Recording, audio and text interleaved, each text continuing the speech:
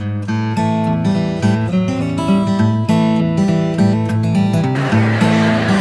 Bill, a lot of your presentation this morning was about data and the collection of data and the preservation of data. So why is data so important? Well, we're addressing some tremendous grand challenges currently, a lot of them dealing with issues like climate change, creating new clean energy sources, addressing issues related to infectious disease and so on. And all of these require access to massive amounts of data from a number of different disciplines. So not only the ecological sciences, but public health type data and a whole array of other data in order to address the scientific hypotheses and then also to validate predictions that come out of our science. And is the collection of citizen science data in any way different than the collection of data from regular scientists who are collecting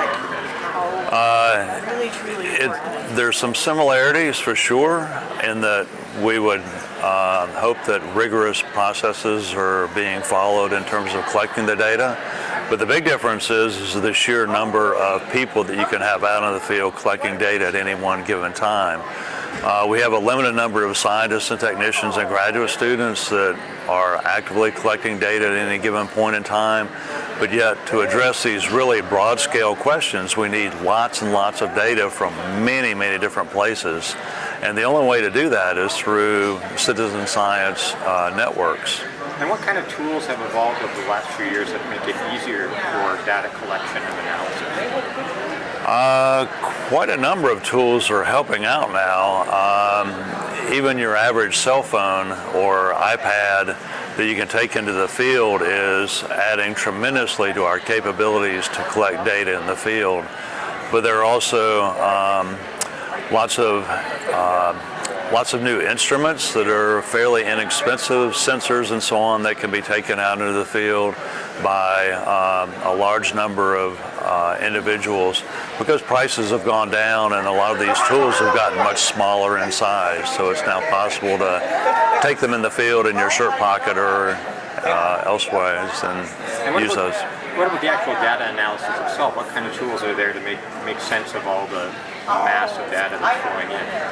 That's an area of rapid development, and it's probably going to be an area of development for several years. But to deal with the massive streams of data coming in from sensors as well as tens to hundreds of thousands of citizen scientists worldwide, we really need new ways to analyze and visualize the data. And in particular, I think visualization tools are beginning to make it much easier to analyze these massive volumes of data that are coming in and for scientists to interpret the results.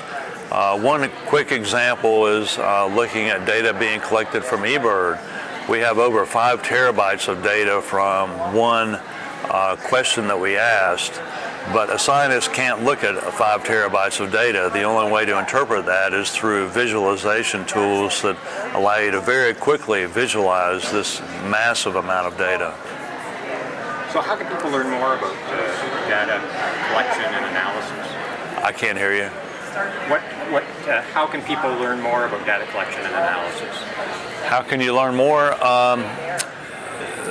A couple of approaches. There are a number of, there's a recent citizen science book out, but I would also encourage people to go to visit DataONE.org. That's DataONE.org. It stands for Data Observation Network for Earth. And there we have a best practices primer for managing data.